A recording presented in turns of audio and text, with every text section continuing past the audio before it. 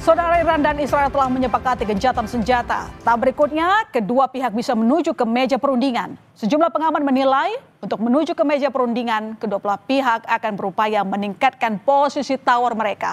Lalu apa strategi atau posisi tawar kedua belah pihak? Dan meski fasilitas nuklirnya Iran telah dibom Amerika, namun Iran memiliki posisi tawar tinggi dengan penguasaan Selat Hormuz, saudara. Iran sempat mengancam menutup Selat Hormuz yang tentunya akan berpengaruh besar pada perekonomian global, khususnya di perdagangan minyak. Selat Hormuz memiliki peran vital. Lebih dari 3.000 kapal besar melewati jalur ini tiap bulan. 20% perdagangan minyak global juga melalui jalur ini. Dukungan dan kedekatan dengan Amerika membuat Israel mampu memberi tekanan kuat pada negara yang berkonflik dengannya. Dalam perang melawan Iran ini, saudara, Israel berhasil memengaruhi Amerika untuk membantu menyerang Iran. Pesawat bomber B-2 Amerika kemarin menjatuhkan bom berdaya ledak tinggi untuk menghancurkan 3 situs nuklir Iran di Fordo, Natanz, dan Isfahan. Lalu bagaimana nasib gencatan senjata Iran-Israel kali ini? Bagaimana mereka berupaya meningkatkan posisi tawar di meja perundingan damai? Kita ulas usai tayangan berikut ini. Gencatan senjata Iran dan Israel yang diinisiasi Presiden Amerika Donald Trump telah berjalan sejak Selasa lalu. Namun banyak pihak masih meragukan kesepakatan gencatan senjata itu bisa bertahan untuk membawa perdamaian di Timur Tengah. Sebagian warga yang mengikuti unjuk rasa anti perang di Paris, Prancis menyebut kesepakatan gencatan senjata Iran dan Israel hanya strategi untuk mengulur waktu demi mengisi ulang persenjataan mereka. Ils ont parlé sur cessez-le-feu. Je vous explique qu'est-ce que ça veut dire quoi. Ça veut dire cessez-le-feu en train de recharger. On a lu l'histoire. On n'est pas con. Sementara pengamat menilai kesepakatan gencatan senjata merupakan bagian awal menuju perundingan damai. Untuk menuju ke perundingan, kedua pihak pasti akan berusaha untuk meningkatkan posisi tawar mereka, sehingga peningkatan eskalasi masih mungkin terjadi. Dalam politik sebelum perundingan damai itu ada eskalasi menuju deeskalasi. Oke. Gitu ya. Jadi kita sekarang masih ceasefire, gitu kan, tapi belum ada perundingan. Nah, untuk sampai ke meja perundingan ini berarti masih akan ada upaya untuk saling meningkatkan posisi tawar. Nah, dalam rangka meningkatkan posisi tawar ini kemudian ya gimana caranya menunjukkan bahwa mereka ada di posisi yang lebih atas, mereka menunjukkan bahwa siapa yang lebih kuat dengan menunjukkan agresi. Isu nuklir Iran adalah alasan utama Israel dan Amerika menyerang Iran. Setelah Amerika berhasil membom 3 situs nuklir Iran, Presiden Amerika Donald Trump memastikan bahwa Iran tidak akan memiliki senjata nuklir lagi. Trump juga akan berunding dengan delegasi Iran pekan depan. I'll tell you what, look, we're going to talk to them next week with Iran. We may sign an agreement. I don't know. To me, I don't think it's that necessary. I mean, they had a war, they fought. Now they're going back to their world. I don't care if I have an agreement or not. The only thing we'd be asking for is what we were asking for before about we want no nuclear, but we destroyed the nuclear. In other words, that's destroyed. I said Iran will not have nuclear. Well, we blew it up. It's blown up. Kepala Badan Intelijen Israel menyebut selama masa gencatan senjata, pihaknya akan terus mengawasi apa yang akan dilakukan Iran. נמשיך לפקוח 7 עיניים על כל הפרויקטים שיש באיראן, שאותם אנחנו מכירים בצורה המעמיקה ביותר. אנחנו נהיה שם, כמו שהיינו שם עד עכשיו. Sementara parlemen Iran menegaskan program nuklir damai Iran akan kembali berjalan. Iran akan menangguhkan kerjasamanya dengan IAEA hingga lembaga internasional itu bisa menjamin keamanan fasilitas nuklir Iran. خود را به حراج گذاشت و به همین دلیل سازمان انرژی اتمی ایران تا تضمین امنیت تأسیسات هسته‌ای همکاری خود با آژانس را تعلیق می‌کند و برنامه صلح‌آمیز هسته‌ای ایران با سرعت بیشتری به پیش خواهد رفت. Amerika Serikat mengklaim telah menghancurkan situs nuklir Iran melalui serangan udara pada 22 Juni lalu. Namun banyak juga laporan intelijen yang menyebut fasilitas nuklir Iran masih kokoh. Tim Liputan, Kompas TV. Bagaimana kelanjutan dari kesepakatan gencatan senjata Iran Israel? Akankah keduanya bisa mencapai kesepakatan di meja perundingan?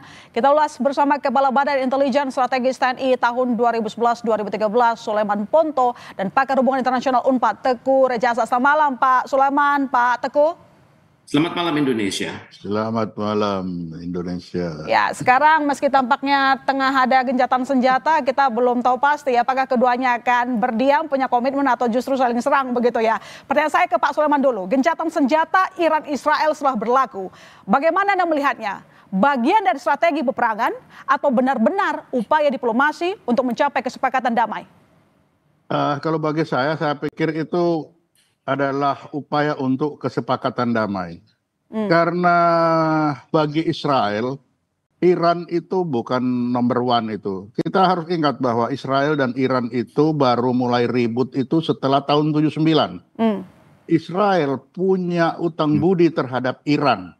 Ketika Raja Kores memerintahkan mereka bisa kembali membangun Bait Suci.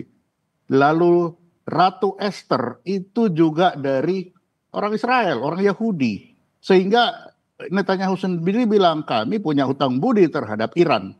Sehingga Iran itu bukan jadi sasaran utama. Mereka akan lebih aman berdamai, kemudian dia akan lebih konsentrasi bagaimana menyelesaikan masalah Palestina.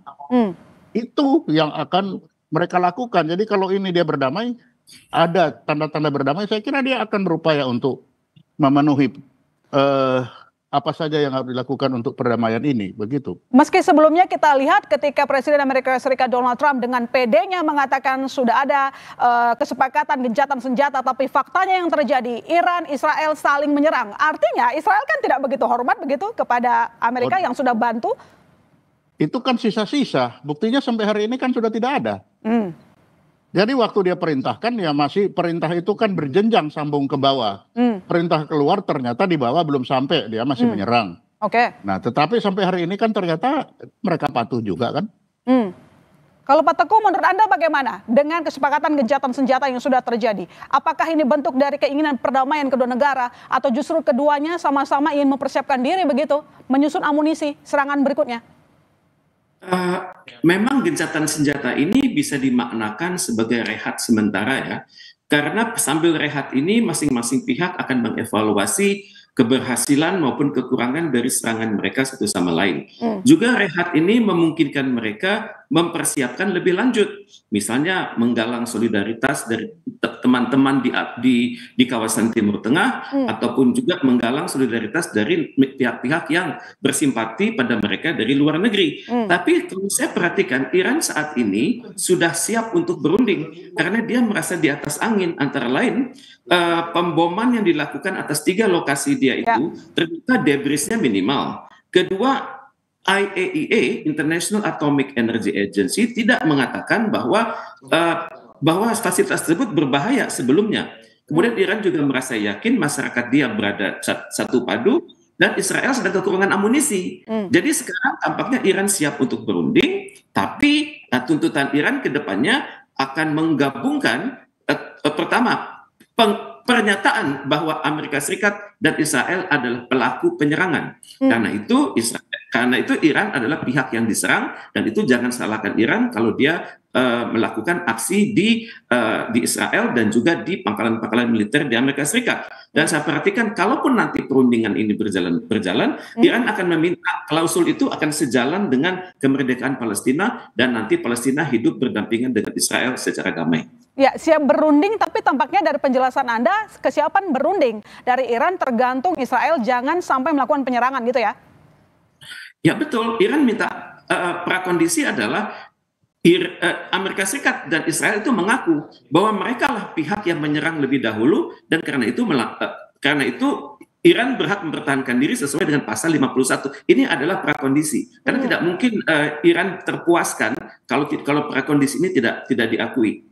Oke, baik Pak Sulaiman. Kemarin ada pakar menyebut sistem pertahanan udara Israel hanya mampu bertahan 12 hingga 15 hari. Dan gencatan senjata diajukan Amerika Serikat di hari ke-12 perang. Apakah ada kemungkinan atau potensi bagi Israel untuk reload amunisi mereka? Ya bisa saja, semua istirahat itu bukan bisa dimanfaatkan oleh persiapan ke depan seperti dikatakan Pak Tengku Reza tadi. Semua itu bisa dimanfaatkan. Semua bisa dimanfaatkan, tetapi kalau kita komparasi kekuatan pertahanan kedua negara secara persenjataan, anggaran, siapa yang paling kuat bertahan? Kalau kita melihat itu kita akan tidak bertanya siapa paling kuat, tapi siapa yang paling lama bisa bertahan menyesuaikan dengan situasi. Menurut Anda siapa, Pak? Kalau kekuatan Israel, tetapi kalau bisa lama bertahan itu Iran. Kita lihat Iran itu sudah berapa lama di embargo, masih hidup saja itu. Itulah sebabnya Israel dia menggunakan kekuatan di awal-awal, serangan cepat tepat dan cepat selesai karena waktu dia pendek. Tapi kalau Iran dia tidak terbang ke sana kemari, tapi dia bisa bertahannya lama. Nah di sini ya tinggal dua-dua yang mana ini? Dia akan bertahan lama atau ini cepat-cepatan? Kan begitu. Oke, baik. Ini lawan berat lah begitu, Pak Teguh. Pak Teguh, Trump katanya akan bertemu Iran pekan depan. Tuntutan yang dibawa Trump, Iran tidak boleh punya nuklir. Sedangkan Iran tadi tegaskan, program nuklir damai akan berjalan lebih cepat. Bagaimana nanti titik temu perundingan ini? Akankah ada kesepakatan? Karena kalau kita lihat sejak awal, Iran itu kekeh tetap punya nuklir, tapi diganggu oleh Israel dan campur tangan Amerika Serikat. Baik, Iran saya pikir akan menolak berdialog dengan Amerika Serikat. Karena dalam bayangan Iran, dalam juga bayangan masyarakat di Iran, Amerika Serikat itu adalah setan besar. Setan besar itu Syaitanul Akbar yang kalau bernegosiasi itu pasti bohong. Kalau sudah kalau berkata bohong, kalau bernegosiasi akan ingkar, dan kalaupun nantinya terlibat dalam kerjasama itu akan menikung dalam lipatan. Ini adalah image yang sudah ada bukan hanya di kalangan pemerintah Iran, tapi juga di banyak masyarakat di Timur Tengah. Kemudian juga akan sulit berunding dengan Amerika Serikat karena dalam hal ini Amerika Serikat tidak adil. Kenapa yang dituduh itu Iran terus? Padahal Amerika Serikat dan Iran sama-sama mengakui non-proliferation nuclear non-proliferation treaty. Semestinya yang dihukum adalah Israel yang punya kemampuan nuklir lebih dahsyat dari Iran. Jadi kalau Amerika Serikat terus menekan Iran, itu artinya anarkisme dalam hubungan internasional. Tidak ada lagi multilateralisme dalam hubungan antar bangsa. Maka saya berpikir Iran akan menolak berunding dengan Amerika Serikat dan mengatakan saya akan bertindak seperti negara-negara lain yang tidak mengakui NPT. Seperti sudah ada contohnya Korea Utara, India, dan juga Israel itu sendiri. Jadi jangan coba-coba ganggu saya. Kalau ini sudah terjadi, maka klub nuklir akan semakin luas. Kalau Iran menolak untuk berunding dengan Amerika Serikat, artinya perdamaian antar kedua negara justru semakin jauh akan terjadi. Tampaknya begitu. Dan untuk itu, bukankah pemimpin Iran sudah mengatakan dia siap berperang dengan Amerika Serikat dan juga siap berperang dengan Israel. Dan Iran sudah mendata pangkalan-pangkalan militer Amerika Serikat yang berserakan di Timur Tengah. Artinya ini main panjang kah, Pak? Seperti yang terjadi di Ukraina? Kalau saya perhatikan statement dari pemimpin Iran, tampaknya begitu. Karena mereka juga khawatir akan kemenangan Israel, bahwa Israel akan bergerak menuju Israel Raya yang wilayahnya melampaui Efrat, melampaui Tigris. Dan itu sangat luas, dan Iran tidak mau itu terjadi. Jadi sebelum itu terjadi, mumpung Iran sedang di atas angin, maka dengan koleksi peluru kendali yang dari hari ke hari makin tinggi kualitasnya, Iran siap berperang terus dengan Israel. Tentunya pada saat yang sama, Iran juga mengharapkan solidaritas dari negara-negara di Timur Tengah, karena mereka saat ini goyang. Tapi sebagian mereka mulai mengagumi kemampuan Iran untuk melakukan tekanan pada Israel. Artinya nanti teman sekutu dari Iran pun akan ikut campur tangan, atau bagaimana menurut Anda? Saat ini terdapat negara yang diam-diam mengagumi Iran. Mereka melihat bahwa sekarang Israel dan akan memberi dukungan begitu ya, yang tadinya wait and see malah akan mendukung begitu. Terdapat kecenderungan begitu, tapi ini kan tergantung pada kemampuan diplomasi rahasia Iran. Baik. Pak Sulaiman, analisis intelijen Anda, Pak, soal nuklir Iran, benarkah sudah hancur seperti klaim Trump? Atau sebenarnya seperti yang diakukan oleh Iran, semua baik-baik saja? Saya pikir Iran itu kan juga bukan bodoh dia. Dia sudah belajar dari Irak bagaimana kalau satu itu dihancurin. Jadi kalau 3 saya pikir dia ada lebih dari 3. Itu satu. Yang kedua mungkin dia simpan itu tidak dalam 30 km, mungkin sampai 800 berapa 1000 meter di bawah tanah, itu kan jauh sekali. Dan dia punya kesempatan untuk berbuat itu.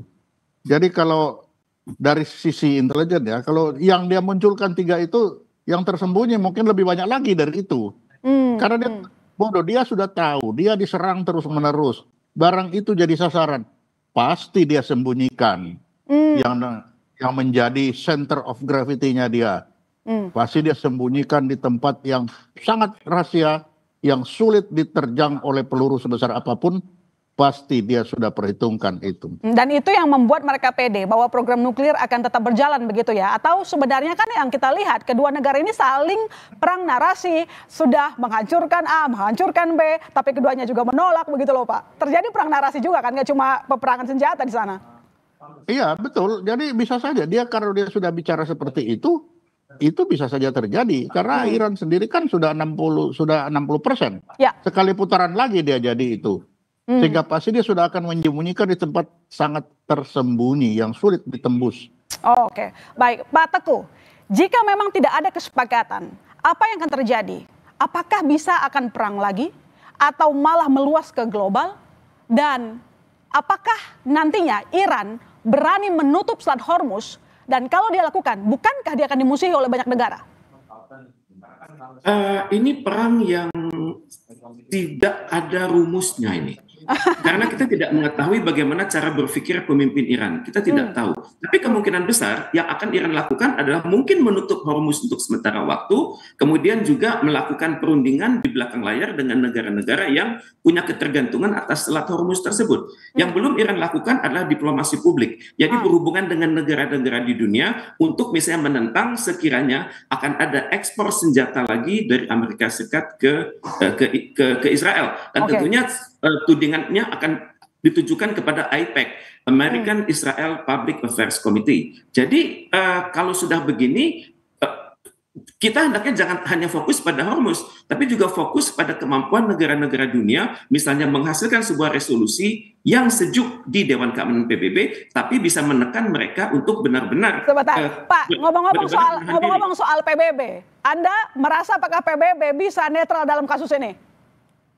Sangat sulit PBB netral karena Amerika Serikat merasa saya adalah negara yang terbesar mensubsidi PBB. Iuran Amerika Serikat adalah yang terbesar. Kemudian juga Amerika Serikat akan kompak dengan sekutunya di kelompok 5 itu. Kalau kita tidak percaya kepada PBB, artinya kan tadi Anda mengatakan ada 2 opsi. Salah satunya terkait dengan penutupan Selat Hormuz. Nah maksud saya Pak, tolong dijawab. Menurut Anda, beranikah Iran menutup Selat Hormuz? Kalau dia menutup, maka musuhnya banyak dari negara-negara lain loh Pak. Menutup untuk sementara waktu itu mungkin beberapa hari saja. Mungkin beberapa hari saja begitu. Tapi kalau misalnya soal perdamaian pihak ketiga seperti PBB itu mustahil terjadi, maksud Anda? Ya, diperlukan kerja keras dari Majelis Umum untuk meyakinkan seluruh dunia bahwa mereka harus bekerja keras untuk itu. Dan untuk itu kita memerlukan koordinasi antara Majelis Umum dengan Dewan Keamanan PBB. Di Dewan Keamanan PBB yang sangat memahami kasus ini adalah Rusia dan China. Dan di Majelis Umum yang bisa mengkondisikan negara-negara untuk kompak itu adalah Indonesia. Saya sangat berharap koalisi segitiga ini, Indonesia, China, dan Rusia. Karena di belakang mereka terdapat negara-negara yang tidak tahu harus berbuat apa, tidak ada inisiatif dan memerlukan kepemimpinan kolektif di PBB. Baik, terima kasih Pak Teguh, terima kasih Pak Soleman telah bergabung di Sapa Indonesia Malam. Kita berharap jangan sampai perang ini terlalu panjang karena yang rugi nggak cuma mereka, kita juga demikian. Selamat malam. Ya, betul.